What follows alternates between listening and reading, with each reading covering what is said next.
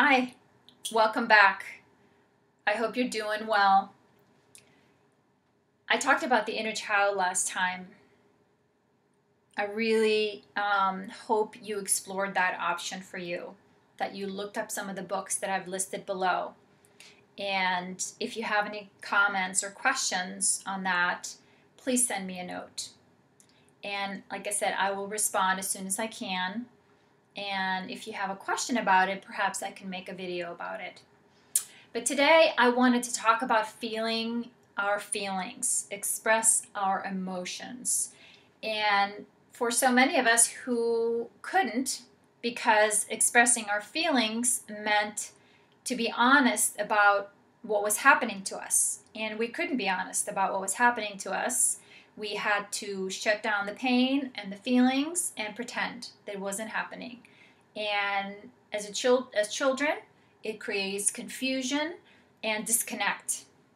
And when we disconnect from our hearts and who we are, the truth, we struggle.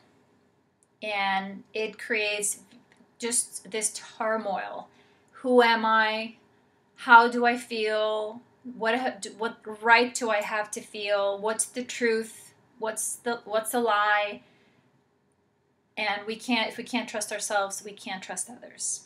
So understanding and getting in touch with our feelings really is the path to getting to know yourself.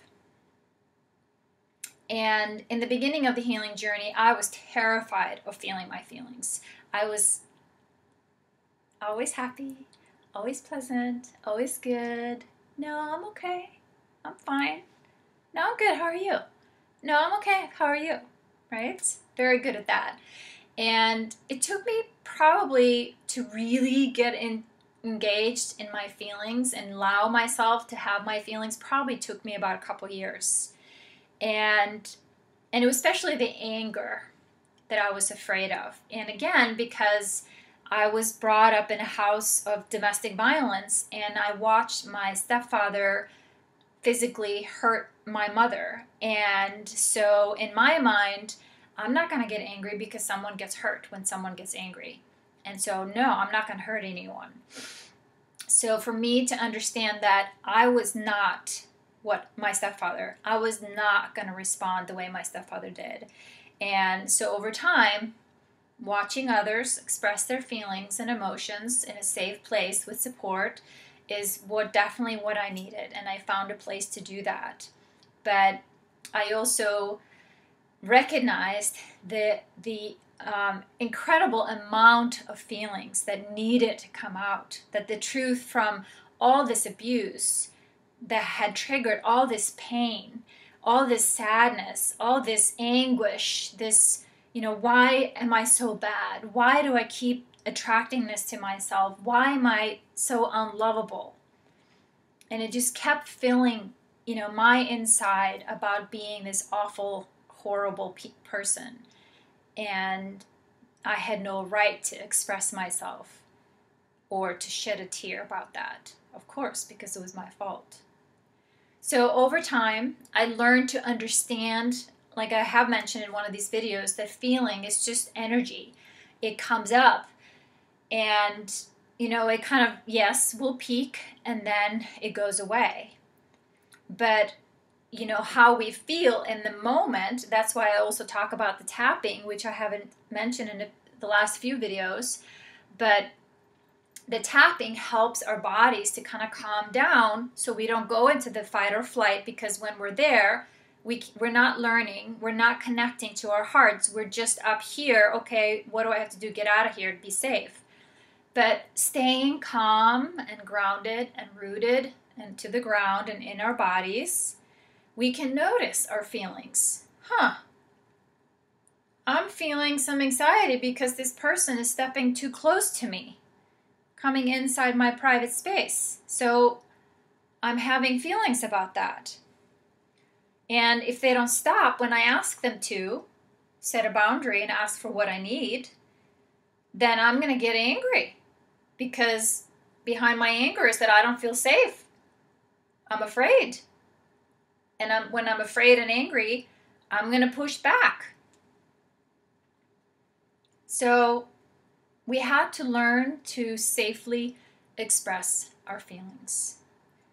And expressing our feelings isn't about hurting other people. I think we have a lot of confusion about feelings and emotions. But to understand, your body is communicating with you. The energy is rising up inside of you because something is happening. It's trying to communicate to you some action needs to happen. And when we're disconnected from ourselves and just living up here, we have no idea what's going on. And we've been doing this for so long that we don't even recognize the danger when it's coming, because our bodies have been just overwhelmed with stress and bad feelings about ourselves, so we don't even recognize it when it's coming. So, feeling our feelings is very important. And this is where, working with a therapist, learning about, CBT or some additional tools and healing modalities about, safely expressing our feelings so we don't, explode or hurt ourselves or others. Please, be mindful for yourself what kind of support you feel like you need. And you can see that below this video. I will list some resources for you. But it's important to express our feelings, to learn about the importance of expressing our feelings. Because of course you're uncertain about what your feelings. You couldn't have them. It wasn't safe. So, thank you again for being here today. I hope this gave you a little bit of insight, a little bit of help. I feel really privileged that you are listening to these videos. And if they're beneficial to you and you think other people could benefit from them, perhaps you would be willing to share them with other people. But I want to remind you, it wasn't your fault. The abuse was not your fault. You are not to blame. It wasn't your fault back then, and not now, not ever. Thanks for being here, and remember, we're stronger together.